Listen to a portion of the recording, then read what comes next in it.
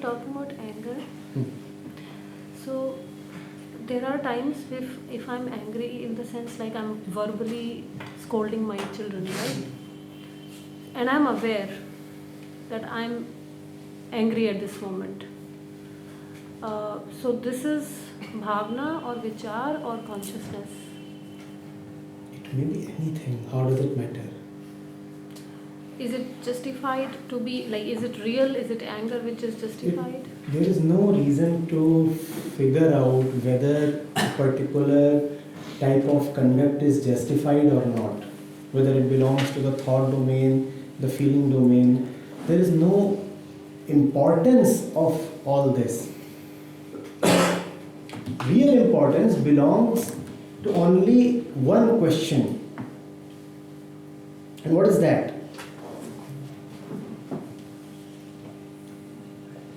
How much of littleness is present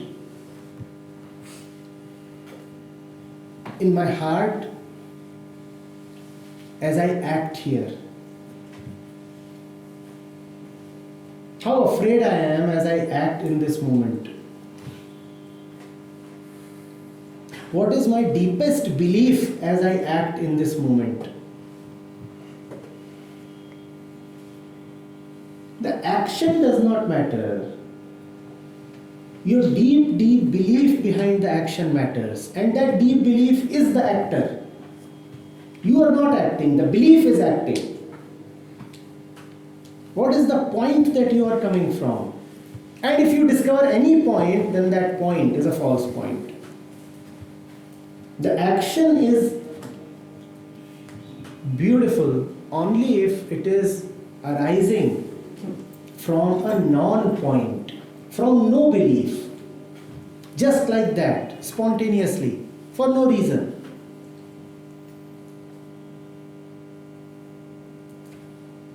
The more you find yourself acting with a certain conception in mind, the more your action will be wedded to that conception. The more it will bear all the stains, the marks of that conception.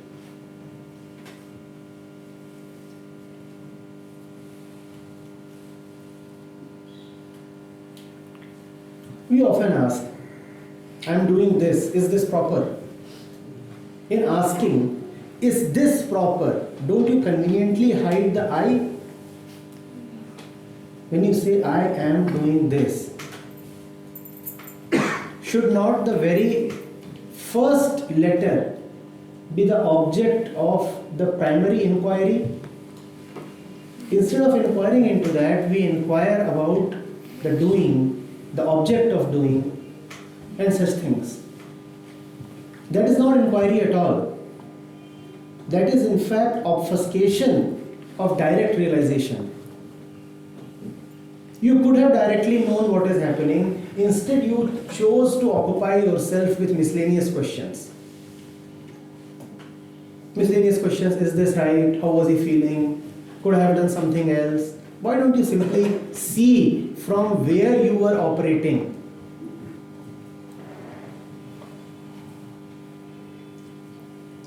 In jealousy, you go and utter a few civilized words to someone. Actually, the more jealous you are, the more civilization you will need. So you go and very politely you utter your civilized etiquette. And then later on you wonder, was that the proper word? Was this the right time? Could there have been another occasion? Are these the questions to think about? Why don't you simply ask yourself, who was I? Who was I there? When I am being jealous and uttering niceties, who am I? Or would you rather go into the dictionary to figure out a better word to express your politeness? Or to the wardrobe? to wear a better dress, to make yourself seem more acceptable, more sociable.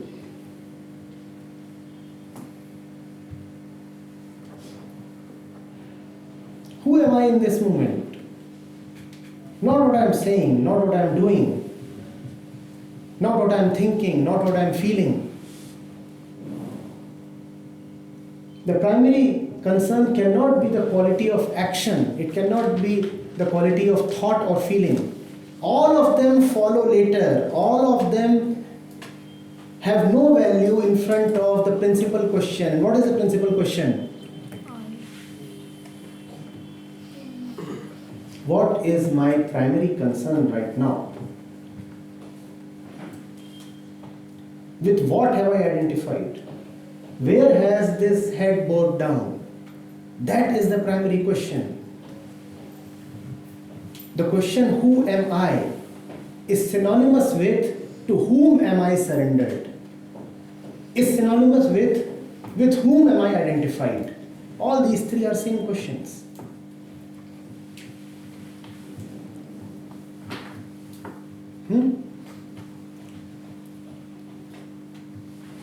A murderer may wear pristine white, spotless, and he may take great care that not even half a stain is seen upon his robe. It remains white even after the killing. How does it matter? How do your clothes matter? The murderer may keep chanting the holiest of mantras. How does it matter?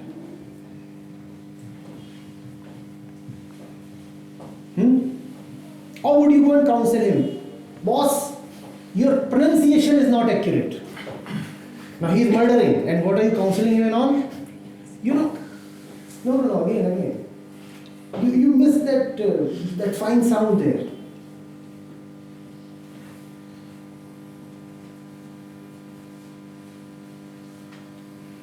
Can we have a little music as you recite what you are reciting? Don't you know what is important in that moment? Don't you know?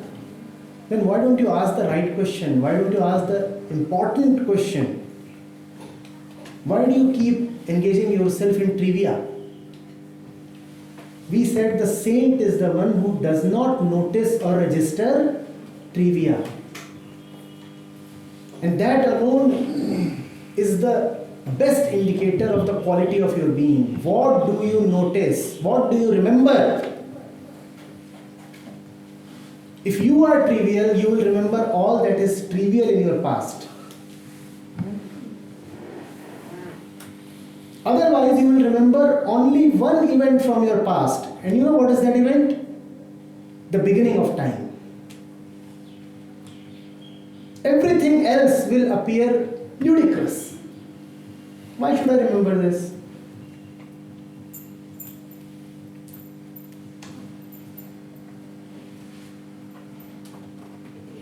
Do you remember how many particles of sand are lying outside the main gate? You pass by them. But do you remember? Do you? And there might be some advanced soul here who may say one has to live in mindfulness. One has to be attentive to every little thing one comes across. So let's count all these. Otherwise, you are not living in mindfulness. My great contemporary spiritual teacher told me, mindfulness means being aware of everything. And that means, mindfulness. The saint is the one who is not mindful at all. He ignores. He lives a life in which very little is registered. Very, very little is registered. You ask him, did you notice? He will say, did it happen?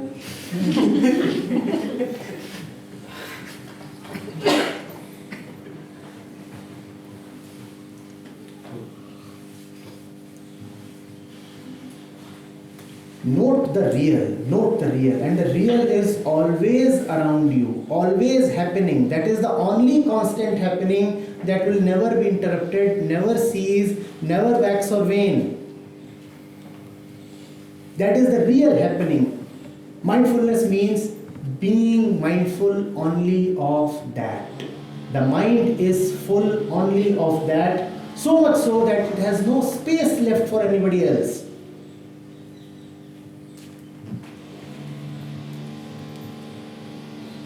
When you are in a temple, is there space left between you and the deity?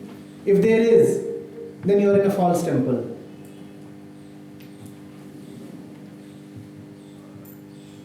When the mother is with the child, is there space left between the two? When you are in a passionate embrace with your lover, is there space left?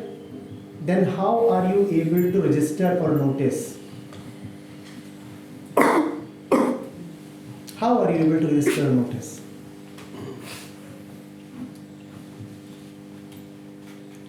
Ignore the trivia. Which doesn't mean that you will forcibly shut your eyes to it. Ignoring it only means keeping it in its right place. Where are all the shoes? Keep them on your heads. Where are all the shoes right now? Outside.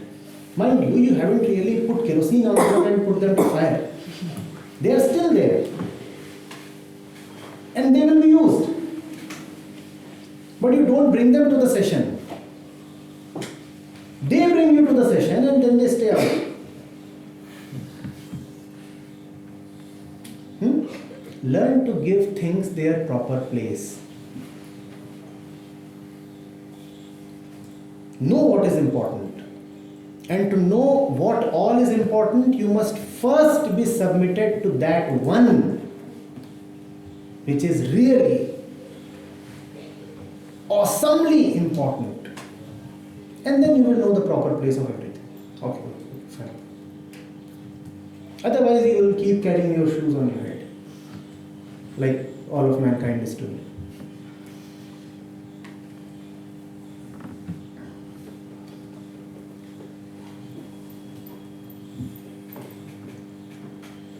So there is slight confusion because you have also said that it is the small, on which we miss out, and it is there where the game is really taking place.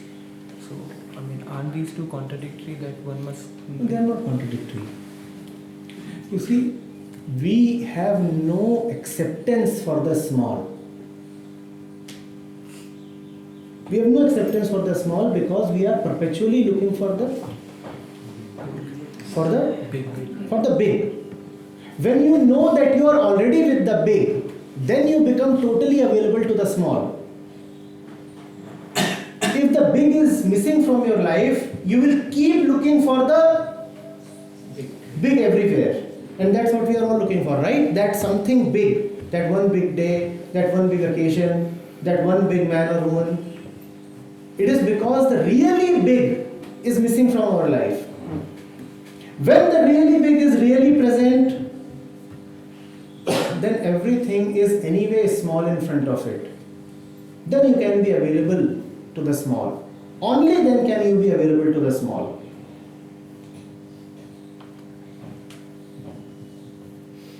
Have you not seen, even in your daily life, when you are rushing towards something big, how you ignore all the small things? It is just that, ironically, that big that you are rushing towards shows itself up as terribly small the moment you attain it. Ultimately, you are left with everything small. This world has nothing of the big in it. Everything in this world is small, small and small. Something is small, small, something is small, small, small. Something is just small, but there is nothing called the big small here. The big has to be you. The big has to be your heart. The big has to be your total presence, which is your absence. And then all these smalls are beautiful. You can play with them. You can enter them. You can embrace them. You will not feel the fear of becoming small by being associated with the small. We live in this great fear, don't we? We must chase the big because we want to become the big. And if we get associated with the small, then we will become small. When you are totally confident of your bigness, then you can embrace the small. I know I am big. Now let me play around with the small. In playing around with the small, your bigness is displayed. Your bigness is manifested. In fact, bigness knows no way to display itself except through the small. So those who are dismissive or contemptuous towards the small will find that their bigness remains obfuscated, dormant. How to experience this expansiveness? Knowing is at a level is not enough, but how do you experience? You cannot experience it. You can surrender your experience to it. Please understand this. When you say, I want to experience it, you are saying that at the level of thought or feelings, you want to capture that which is much, much higher and bigger than thoughts and feelings. This is a very helpless state. Yes. And this helplessness must not be resisted. So you keep feeling bad. You must keep feeling totally bad. You can keep feeling totally bad only when you know that this won't turn you bad. And this goes on for days. It cannot go on for days if you let it penetrate fully. Let the worst happen to you. And after the worst has happened, if you still figure that you are alright, then you are bigger than the worst that can happen to you. And that is the best. Only in the depths of the worst will you discover the best. You are trying for something that cannot happen, impossible. At the level of feeling, you want to taste the expansiveness. Feeling by itself is so limited. In a teacup, you want to contain the entire ocean. How will it ever happen? Instead, stand on the shore and sip your tea. Have no expectations from the tea or the cup.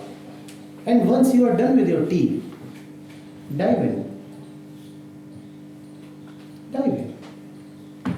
To know the right place and the importance of things means to know their measure. The immense is immeasurable. Feelings and thoughts and your brain are all of definite measure. To know the right place of things is to know that the measured one will be in no position to assess, capture or harness the immeasurable. Would it be right at that time to feel minus the narrative which always comes along? And sometimes it's all imagination. It's not At that time, the only proper thing is to see that your expectation is futile, and that brings a smile. There is a beauty in smiling at your defeat. I expected something, which cannot happen. Come on. Defeated once again. That's what I'm saying. When you can smile in your defeat, then that smile shows that you cannot be defeated. Do you getting it? You keep expecting that you'll be able to feel it. And when your expectations are belied, you feel No, didn't happen again. Now, in saying it didn't happen again, you are still expectant that one day it will happen, and that keeps on troubling you. It will happen one day. Why can't that waiting period reduce? It will happen one day. Next time your expectations are not met, smile and tell yourself, oh, of course they cannot be met. Of course. Of course it cannot happen. It's a strange thing. In admitting that it cannot happen, you discover that it has already happened. It's a very strange thing. Till the time you insist that you will make it happen, you will only keep finding that it cannot happen. But you will still have the hope that I'll make it happen. That hope will remain your burden. Drop this hope. Next time it doesn't happen your way, just say, of course, it cannot happen my way. And you will find that it has already happened. Done.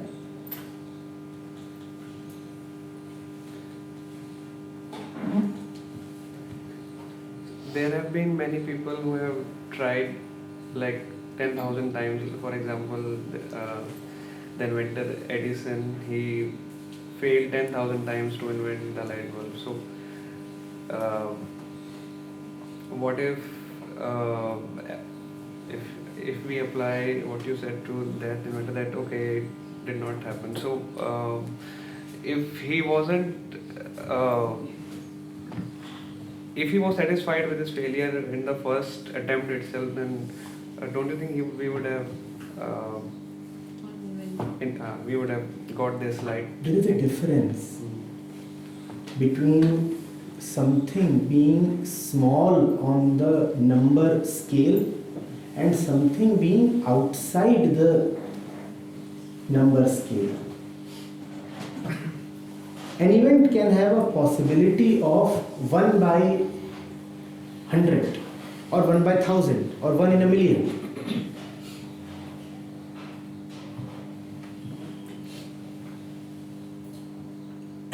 But it will happen. And then there is something that just cannot happen. There is something to which the maths of probability just cannot be applied. There is very little chance that one of us will die today.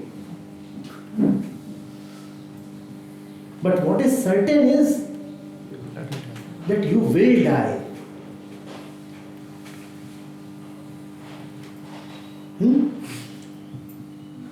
And what is their immortality? That which cannot happen as a result of keeping on living and breathing. Even to ascribe a small probability is to keep the hope alive that it will happen.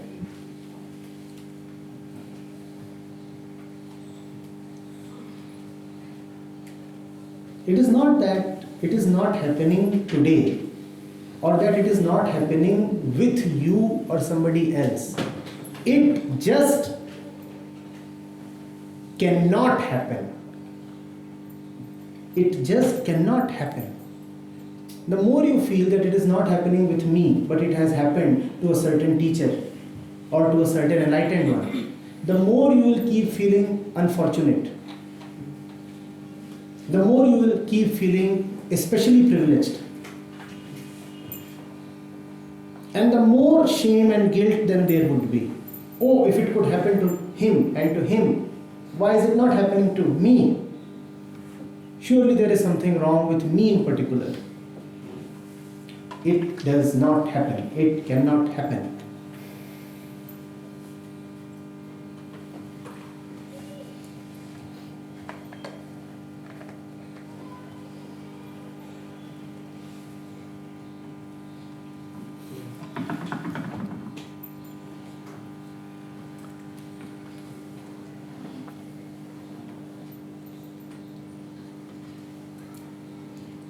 How many times will you use your teacup to contain the ocean? As long as we live. Oh, sorry. That's not too long. That's just not too long.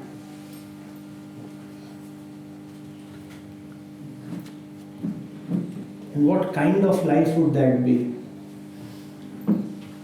Trying to drain out the ocean using the teacup.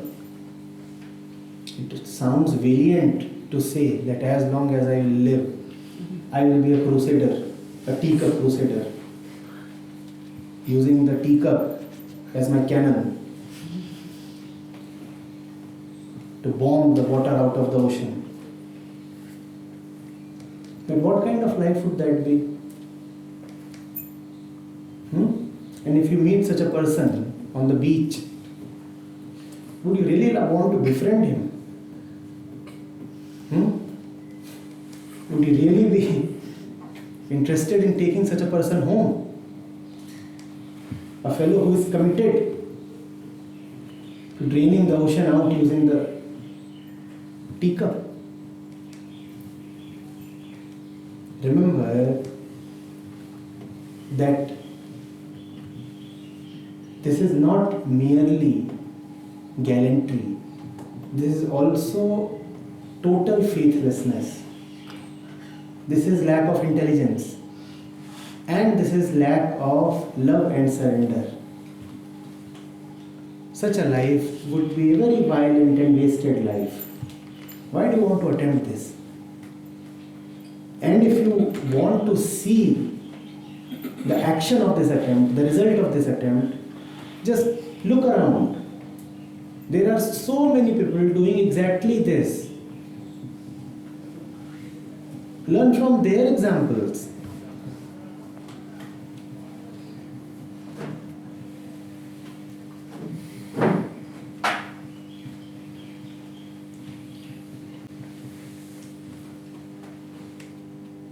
How can we manage our expectations? Because that is a really, everything, you have an outcome in mind, and that usually leads to... Nobody wants to be hurt. It is not in your nature. You don't want expectations, still that's an expectation not to want. Yes, of course. It is not in your nature to lie crying. It is not in human nature at all. Your entire system rebels against that. Even your body does not like a state of hurt. Physically, you will see signs of worsening if you live in perpetual hurt. What are expectations except an invitation to hurt? Alright, you did not know, so you expected, and you got hurt. Now why are you repeating that same impossible expectation and inviting the hurt over and over again?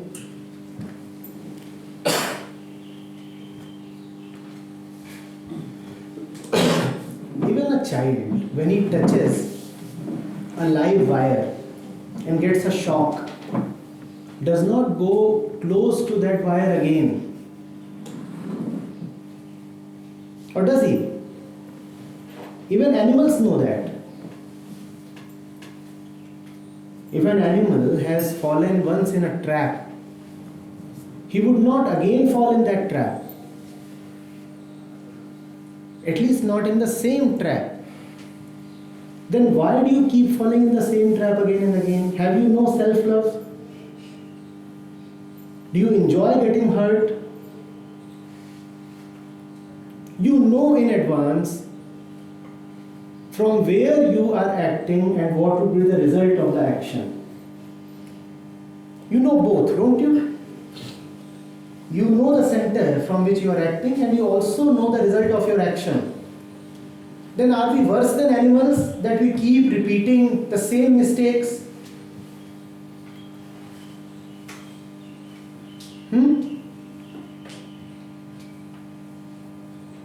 Look at mankind. Mankind prides itself on its so-called intellect, does it not fight the same wars again and again? Does it not display the same tendencies again and again? The names, the places may keep changing, but are not the same actors playing out the same drama again and again and getting hurt and battered and bruised in the process?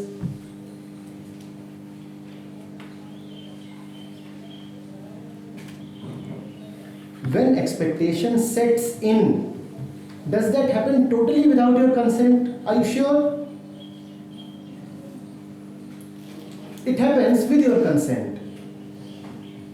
Why don't you have some self-love? Why don't you say that I cannot enter it again? This is foolishness. It will only give me one more wound.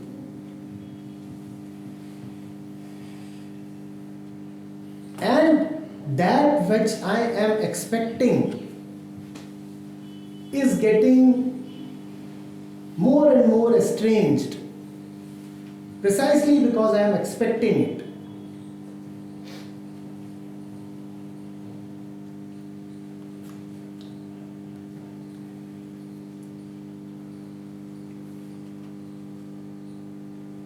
The real will not come to you as a result of your expectations. Take it to be there. And then go and play the game. And that includes expecting. Now you can expect. Expect everything that is within the domain of expectations, which includes conducting an experiment 10 or 10,000 times and expecting to get a favorable result. All of this is within the domain of expectations.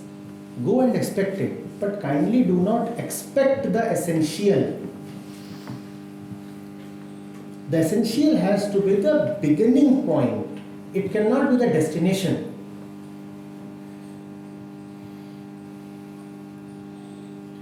Getting it? If the essential is to the destination, then you are in for a very, very rough ride. A very painful journey.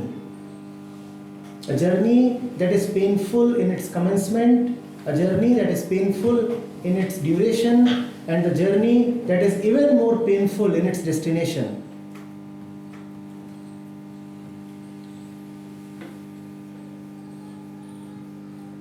Start from the right place and then go and wander and hop around and die.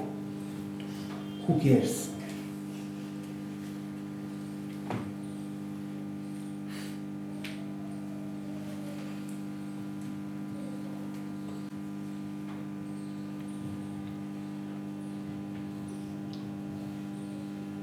मतलब sir हम ये ध्यान रखें कि जो जिससे हमने शुरू किया था अंत में भी वही मिलने वाला है, या अंत ही नहीं है? नहीं, ये भी ठीक है, अच्छी बात बोली। जहाँ से शुरू करोगे वही मिलेगा। अपूर्णता के भाव से शुरू करोगे तो अंत में भी अपूर्णता ही मिलेगी। अपूर्णता से शुरू ये सोच के करते हो कि क्या मिल जाएगी? अपूर्णता से शुरू ये सोच के करते हो कि पूर्णता मिल जाएगी। अपूर्णता से शुरू करोगे, अपूर्णता ही मिलेगी।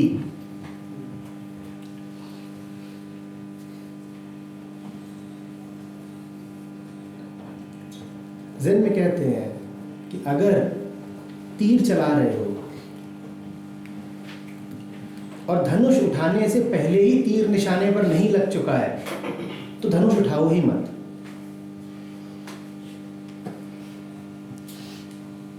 तीरंदाजी कर रहे हो तो तीर उठाने से पहले ही तीर निशाने पर लगा हुआ होना चाहिए, नहीं तो करना मत।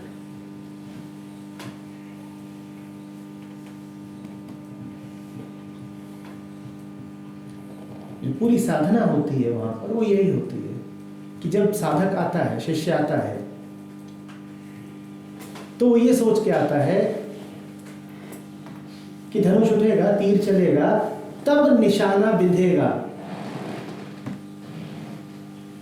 और जब वो जाता है तब कहता है तीर तो लगा ही हुआ है, आप चलाओ कि ना चलाओ